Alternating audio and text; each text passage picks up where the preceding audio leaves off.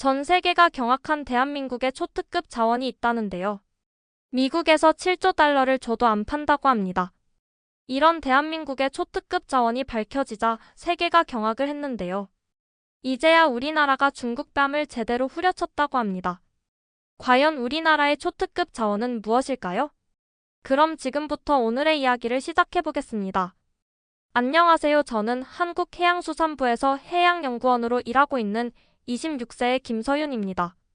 서울에 살고 있어요. 발표 자료를 마지막으로 검토하면서 저의 손이 떨리고 있었어요.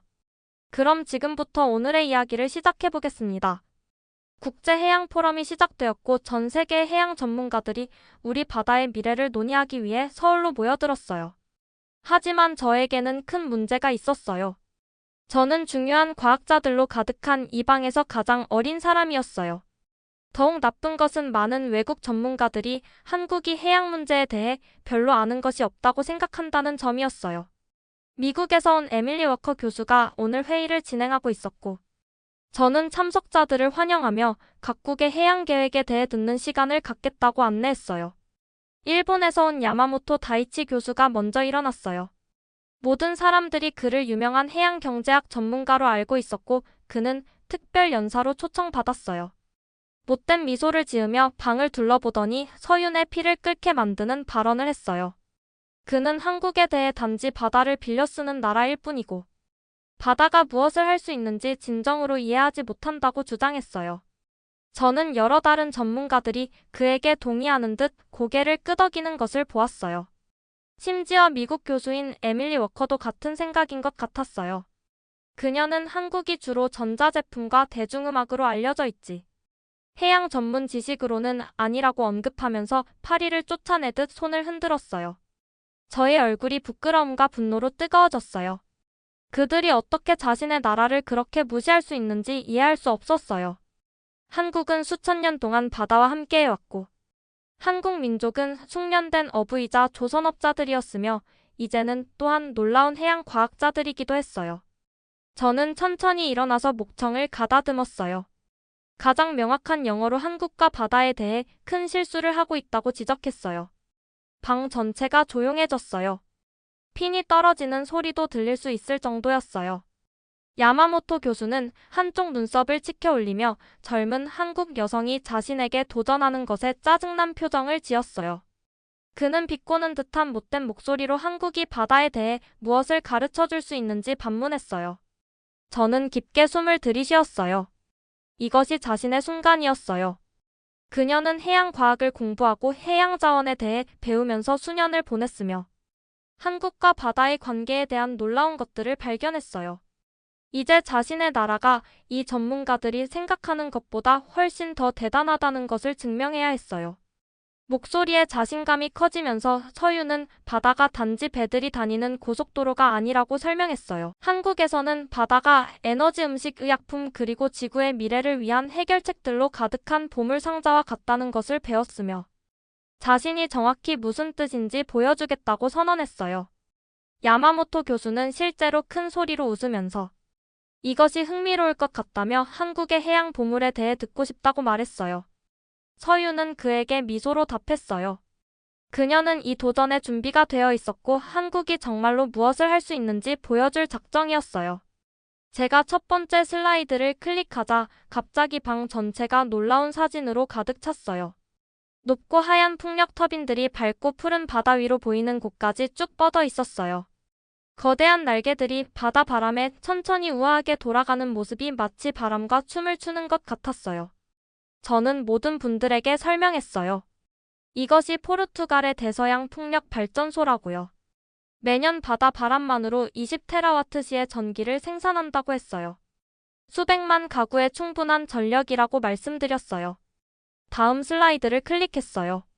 이번에는 한국의 해상풍력 발전소가 나왔는데 세련되고 현대적인 터빈들이 황해와 동해에서 물 위에 서 있는 하얀 거인들처럼 솟아올라 있었어요. 이제 더 자신감이 생기면서 계속 말했어요. 한국이 세계에서 가장 진보된 해상풍력 발전소들 중 일부를 건설했다고 했어요. 하지만 저희는 거기서 멈추지 않았다고 했어요. 해상 풍력 에너지로 만든 청정 연료를 사용하는 수소 추진 선박도 개발했다고 설명했어요. 독일에서 온 해양법 전문가인 하이코 밀러 박사가 의자에서 몸을 앞으로 기울였어요. 그의 눈에서 관심을 볼 수 있었거든요. 그가 수소선이라니 꽤 진보된 기술이라고 말했어요. 저는 마침내 누군가가 들어주고 있다는 것에 흥분하며 고개를 끄덕였어요. 그렇다고 답했어요. 한국 조선 회사들이 수소 연료로 운행되는 거대한 컨테이너선을 만들었다고 했어요. 오염도 없고 유해한 가스도 나오지 않으며 단지 바다 바람에서 나온 청정 에너지만 사용한다고 설명했어요. 다음 슬라이드를 클릭했어요. 사진에는 옆면에 KOREA라고 큰 글씨로 쓰여진 거대한 선박이 나왔어요. 잔잔한 푸른 바다를 부드럽게 항해하고 있는데 강력하고 깨끗해 보였어요. 저는 설명했어요. 이 배들이 해상 풍력으로 만든 수소 연료만 사용해서 태평양을 가로질러 갈 수 있다고 했어요. 야마모토 교수가 말한 것처럼 저희가 단지 바다를 빌려 쓰는 게 아니라고 했어요. 전 세계를 위한 청정 에너지를 만들기 위해 바다와 함께 협력하고 있다고 말했어요. 영국의 대형 해운 회사 CEO인 올리버 해리스가 의자에서 더 똑바로 앉았어요. 그가 이 한국 수소선들에 대해 들어봤다고 했어요. 믿을 수 없을 정도로 효율적이라고 알려져 있다고 말했어요. 야마모토 교수는 점점 자신감이 없어 보이기 시작했지만 아직 포기할 준비는 되지 않은 것 같았어요. 그가 못된 웃음을 지으며 말했어요. 누구나 풍력 터빈을 만들 수 있다고 그것이 한국을 특별하게 만들지는 않는다고 했어요. 저는 그에게 참을성 있게 미소를 지었어요.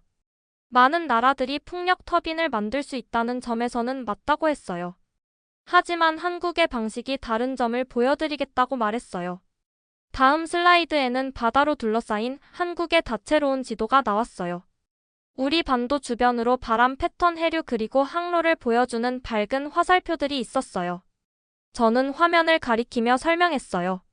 한국이 세계에서 가장 바쁜 항로들 중 일부의 중심에 위치하고 있다고 했어요. 저희가 이 특별한 위치를 이용해서 세계 최초의 통합 해양 에너지 시스템을 만들었다고 설명했어요. 저희 풍력 발전소가 수소 연료 생산에 전력을 공급하고 수소 연료가 저희 배들의 동력을 제공하며 저희 배들이 다른 나라들이 바다를 가로질러 청정하게 물건을 운송하도록 도와준다고 말했어요. 에밀리 워커가 그것을 보여주려고 하지 않으려 했지만 감명받기 시작하는 것 같았어요. 그녀가 그것이 실제로 꽤 영리하다고 말했어요. 점점 커지는 미소를 지으며 말했어요. 하지만 이것은 시작에 불과하다고 했어요. 바다가 한국에게 바람 에너지보다 훨씬 더 많은 것을 주었다고 말했어요. 제 다음 슬라이드를 보고 방 안의 모든 분들이 숨을 헐떡였어요. 수면 아래 2000m 깊은 곳에서 칠흑같이 어두운 바닷물을 가르며 밝은 불빛을 비추는 심해 연구 잠수함이 나와 있었어요. 잠수함은 외계 세계를 탐험하는 작은 우주선처럼 보였어요. 목소리에 흥분이 커지는 것을 느끼며 시작했어요. 3년 전에 한국 해양 과학자들이 깊은 바다에서 정말 놀라운 것을 발견했다고 했어요. 한국 연안 바다의 가장 깊고 어두운 곳에 살고 있는 아주 작은 생물체들을 발견했다고 말했어요. 저희는 그것들을 미생물이라고 부른다고 설명했어요. 슬라이드를 바꾸기 위해 클릭했어요. 이제 모든 분들이 제가 지금까지 본 것 중 가장 이상하고 아름다운 생물체들의 현미경 이미지를 볼 수 있었어요. 마치 우주에 떠다니는 작은 빛나는 보석들 같았는데 색깔이 변하고 반짝이는 것 같았어요. 의심에서 놀라움으로 바뀌는 그들의 얼굴을 보면서 설명했어요. 이 미생물들이 암과 바이러스와 싸울 수 있는 특별한 화학물질을 만든다고 했어요. 저희 과학자들이 이 심해 생물체들로부터 전 세계 수백만 명의 아픈 사람들에게 도움이 될 수 있는 완전히 새로운 의약품을 개발했다고 말했어요. 프랑스 환경 NGO 대표인 솔랑주 디몽이 실제로 큰 소리로 숨을 헐떡였어요. 그녀가 바다에서 새로운 의약품을 발견했다니 정말 믿을 수 없다고 말했어요. 저는 우리나라 과학자들에 대한 자부심을 느끼며 고개를 끄덕였어요. 그렇다고 답했어요. 바다는 단지물이 아니라 저희가 이제 막 읽고 이해하기 시작한 거대한 생명의 도서관 같다고 했어요. 한국 연구자들이 지난 5년 동안만 200종이 넘는 새로운 심해 생물체들을 발견했다고 말했어요. 야마모토 교수가 이제 정말 불편해 보이기 시작했어요. 한국이 이렇게 진보된 해양 연구를 하고 있을 거라고는 예상하지 못했던 것 같았어요. 그의 자신만만한 미소가 사라지고 있었거든요. 그가 누구나 미생물을 찾을 수 있다고 말했지만 이제 그의 목소리는 약하고 확신이 없어 보였어요. 저는 그의 논리가 무너지는 것을 즐기면서 쾌활하게 동의했어요. 다시 한번 완전히 맞다고 했어요. 하지만 모든 사람이 그 작은 미생물들을 동시에 해양 환경을 보호하면서 생명을 구하는 의약품으로 바꿀 줄 아는 것은 아니라고 말했어요. 다음 슬라이드를 클릭했어요. 이번에는 완벽하게 깨끗하고 현대적인 실험실에서 일하는 한국 과학자들이 나왔어요. 그들은 심해에서 가져온 샘플들을 신중하게 연구하고 강력한 현미경을 들여다보며 첨단 장비로 작업하고 있었어요. 한국해양생명공학 회사들이 해양 생태계에 해를 끼치지 않고 이 유용한 미생물들을 기를 수 있는 완전히 지속 가능한 방법을 개발했다고 설명했어요. 저희는 필요한 것만 가져가고 항상 주변 해양 생물을 보호하기 위해 열심히 노력한다고 말했어요. 캐나다에서 온 해양 생태학자인 에밀리 브룩스 박사가 가능한 한 빠르게 메모를 적고 있었어요. 그녀가 이것이 정말 흥미롭다고 했어요. 연구로 인해 생태계가 손상되지 않도록 어떻게 확실히 하는지 궁금하다고 물었어요. 정말로 관심을 보이는 누군가가 있어서 기뻐하며 대답했어요. 그것이 좋은 질문이라고 했어요. 저희는 수백 년 동안 사용되어 온 전통적인 한국 어업 방법에서 배웠다고 말했어요. 한국 어부들은 항상 필요한 것만 가져가고 나머지는 바다가 다시 자라고 재생할 수 있도록 남겨두는 중요한 원칙을 따랐다고 설명했어요. 중국 베이징 해양대학교 총장인 왕선이 회의적이고 의심스러운 표정을 지었어요. 그가 전통적인 방법이라니 현대 기술에 비해 원시적이고 구식으로 들린다고 말했어요. 저는 그에게 미소를 지었어요. 실제로 전통적인 지혜와 현대 과학을 결합하는 것이 한국의 해양 연구를 믿을 수 없을 정도로 성공적으로 만들었다고 했어요. 저희는 바다가 단지 착취하고 사용해버릴 자원이 아니라 살아있고 숨쉬는 존재라는 것을 이해한다고 말했어요. 점점 더 많은 전문가들이 제가 말하는 것에 진지하게 주의를 기울이기 시작하면서 방이 훨씬 조용해지고 있었어요. 분위기가 바뀌는 것을 느낄 수 있었거든요. 긴장감을 조성하며 계속했어요. 하지만 심해 미생물로부터 나온 의약품은 한국의 해양 이야기 중 작은 한 부분에 불과하다고 했어요. 저희가 기후변화와 싸우기 위해 바다를 어떻게 활용하는지 보여드리겠다고 말했어요. 제 다음 슬라이드가 거대한 스크린을 숨막히는 항공 조망으로 가득 채웠어요. 파도 아래에서 자라는 초록색 숲처럼 보이는 거대한 수중 정원들이 보였어요. 물이 너무 맑아서 수면 아래에서 움직이는 모든 것을 볼 수 있었거든요. 흥분이 커지는 것을 느끼며 발표했어요. 이것들이 한국의 다시마 양식장이라고 했어요. 저희는 연안 바다에서 수십억 개의 해조류를 기른다고 말했어요. 하지만 이것들이 단지 국을 끓이거나 반찬을 만들기 위한 것이 아니라 실제로 기후변화와 싸우고 있다고 설명했어요. 이미지가 더 가까이 확대되어서 모든 분들이 수중 다시마 숲의 놀라운 세부 사항들을 볼 수 있었어요. 알록달록한 물고기들이 물속에서 춤추는 것처럼 앞뒤로 흔들리는 긴 초록색 잎사귀들 사이에서 평화롭게 헤엄치고 있었어요. 화면을 가리키며 설명했어요. 다시마와 다른 해조류들이 나무들이 공기에서 이산화탄소를 흡수하는 것처럼 바다에서 이산화탄소를 흡수한다고 했어요. 한국의 다시마 양식장은 매년 수천 톤의 이산화탄소를 저희 바다에서 제거한다고 말했어요. 이탈리아에서 온 국제무역 전문가인 마르코 벨리니가 의자에서 몸을 앞으로 기울였어요. 그가 해조류를 바다의 탄소 필터로 사용하고 있느냐고 물었어요. 제 흥분을 숨길 수 없어서 정확히 맞다고 답했어요. 하지만 그보다 더 좋은 것이 있다고 했어요. 저희는 또한 이 다시마를 어떤 오염도 만들지 않고 배와 자동차의 동력을 제공할 수 있는 바이오 연료로 바꾼다고 말했어요. 다음 슬라이드에는 다시마를 연료로 가공하는 깨끗하고 현대적인 공장이 나왔어요. 흰 가운을 입은 작업자들이 컴퓨터 화면으로 공정을 신중하게 모니터링하고 있었어요. 계속 설명했어요. 한국 회사들이 해조류를 바이오매스 연료로 바꾸는 과정을 완벽하게 만들었다고 했어요. 이 연료는 일반 가솔린보다 80% 적은 오염을 발생시키고 놀라운 것은 해조류가 매년 자연적으로 다시 자란다는 거라고 말했어요. 캐나다에서 온 에밀리 브룩스 박사가 흥분을 참지 못하고 실제로 의자에서 일어섰어요. 그녀가 이것이 정말 훌륭하다고 했어요. 자연 자체의 해결책을 사용해서 환경 문제를 해결하고 있다고 말했어요. 저는 자랑스럽게 미소를 지었어요. 그것이 한국의 방식이라고 했어요. 저희는 자연과 맞서 싸우는 것이 아니라 자연과 함께 일하는 것을 믿는다고 말했어요. 하지만 아직 끝이 아니었어요. 다음 슬라이드에는 한국 연안 바다에서 평화롭게 떠다니는 거대한 굴과 홍합 양식장이 나왔어요. 밧줄과 그물로 만든 떠다니는 정원처럼 보였어요. 한국 해양농부들은 또한 굴, 홍합 그리고 다른 조개류도 기른다고 했어요. 이 동물들은 자라면서 자연적으로 바닷물을 걸러내고 이산화탄소를 흡수한다고 말했어요.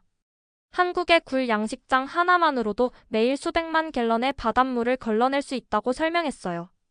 프랑스에서 온 솔랑주 뒤몽이 펜이 거의 연기가 날 정도로 빠르게 메모를 적고 있었어요. 그녀가 동시에 바다를 정화하면서 음식을 생산하고 기후변화와 싸우고 있느냐고 물었어요. 그렇다고 답하며 덧붙였어요. 저희는 또한 연안 지역 사회를 위해 좋은 일자리도 만들고 있다고 했어요. 한국 해양양식업은 10만 명 이상을 고용하고 있으며 세계에서 가장 깨끗하고 건강한 해산물을 생산한다고 말했어요. 야마모토 교수가 이제 매우 불편해 보였어요. 제가 한국 해양 프로그램의 깊이와 정교함을 드러내면서 그의 무시하는 태도가 조각조각 무너지는 것을 볼 수 있었거든요. 그가 절망적으로 말했어요. 마치 떨어지면서 무언가를 붙잡으려고 하는 사람처럼요. 이 모든 것이 매우 좋지만 한국은 여전히 다른 나라들의 아이디어를 베끼고 있을 뿐이라고 했어요.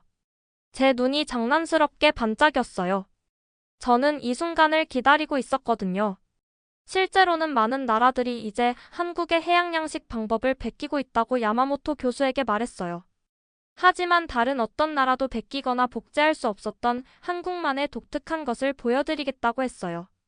마지막 발표를 위해 모든 분들이 다시 한번 숨을 헐떡이게 만드는 슬라이드를 클릭했어요. 부산항을 떠다니는 플랫폼에서 열리는 장관인 야간 축제가 나왔어요. 알록달록한 불빛들이 마법처럼 어두운 물 위에서 춤추고 있었고 수백 대의 드론들이 하늘 위에서 놀라운 패턴을 만들어내고 있었어요.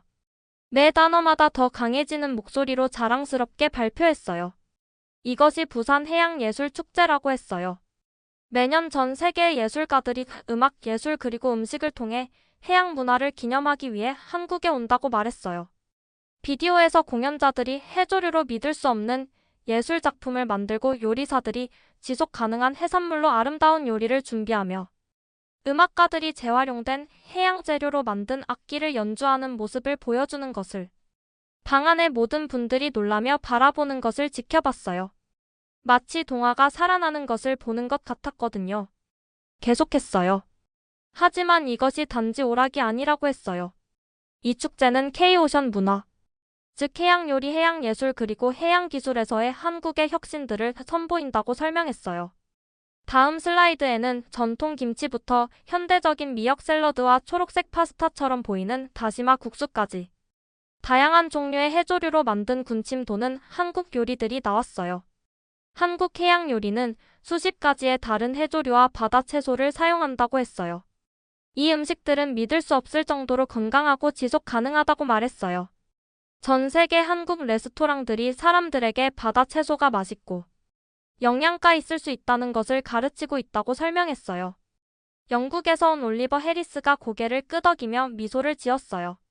그가 런던에서 한국 미역국을 먹어봤는데 꽤 맛있었다고 말했어요. 그 어느 때보다 자신감을 느끼며 계속했어요. K-오션 문화가 전 세계로 퍼지고 있다고 했어요. 한국의 해양양식 기술이 노르웨이, 칠레 그리고 뉴질랜드에서 사용되고 있다고 말했어요. 한국 해조류 요리가 뉴욕에서 시드니까지의 레스토랑에서 인기가 있다고 했어요. 한국의 해양 정화 기술이 동남아시아 해변의 플라스틱 오염을 정화하는 데 도움을 주고 있다고 설명했어요. 중국에서 온 왕선이 더 이상 조용히 있을 수 없었어요. 그의 얼굴에서 좌절감이 쌓이는 것을 볼 수 있었거든요. 그가 큰 소리로 끼어들었어요. 한국의 성공은 실제로 중국의 투자와 기술 덕분이라고 했어요. 마땅히 인정받아야 할 곳에 공을 돌리지 않고 있다고 말했어요. 방 전체가 긴장했어요. 이것이 바로 제가 예상하고 준비해왔던 종류의 도전이었거든요. 심장이 더 빨리 뛰는 것을 느끼면서도 목소리를 차분하게 유지하며 왕선을 직접 바라봤어요. 침착한 자신감으로 대답했어요. 한국의 해양혁신은 한국의 연구, 한국의 투자, 그리고 한국의 창의성에서 나왔다고 단호하게 답했어요. 중국을 포함한 많은 나라들로부터 배웠지만 바다에 대한 저희 자신의 이해를 바탕으로 저희만의 독특한 해결책을 개발했다고 말했어요. 독일에서 온 하이코 밀러 박사가 갑자기 일어섰어요. 그가 강한 목소리로 김 씨에게 동의해야겠다고 말했어요. 한국의 해양 정책을 광범위하게 연구해봤는데 그들의 접근법이 뚜렷하게 혁신적이고 자국에서 개발된 것이라고 했어요. 올리버 해리스가 동의하며 고개를 끄덕였어요. 한국 조선업과 해양기술 회사들이 다른 사람들을 베껴서가 아니라 자신들만의 혁신 때문에 세계적인 리더가 되었다고 말했어요. 이탈리아에서 온 마르코 벨리니가 덧붙였어요. 이탈리아가 한국 해양양식장과 파트너십을 맺고 그들의 기술을 배우고 있다고 했어요. 그들이 저희를 가르치고 있는 것이지 그 반대가 아니라고 말했어요. 맨 처음에 그렇게 무시했던 에밀리 워커조차도 이제 감명받은 표정을 짓고 있었어요. 그녀가 인정해야겠다고 했어요. 한국의 해양 전문 지식을 완전히 과소평가했다고 말했어요.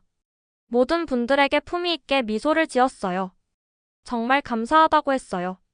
하지만 가장 중요한 것은 누가 최고인지 증명하는 것이 아니라 저희 바다를 지혜롭게 보호하고 사용하기 위해 함께 협력하는 것이라고 말했어요. 마지막 슬라이드를 클릭했는데 한국을 모든 대륙의 수십 개 다른 나라들과 연결하는 밝은 화살표가 있는 세 개의 다채로운 지도가 나왔어요. 저는 발표했어요. 다음 달에 한국이 UN 기후변화회의에서 저희의 통합 해양 모델을 발표할 예정이라고 했어요. 배우고 싶어하는 어떤 나라와도 저희의 풍력 발전 수소 연료심해 의학 다시마 양식 그리고 해양 정화 기술을 공유하고 있다고 말했어요. 방안이 우렁찬 박수로 터져나왔어요.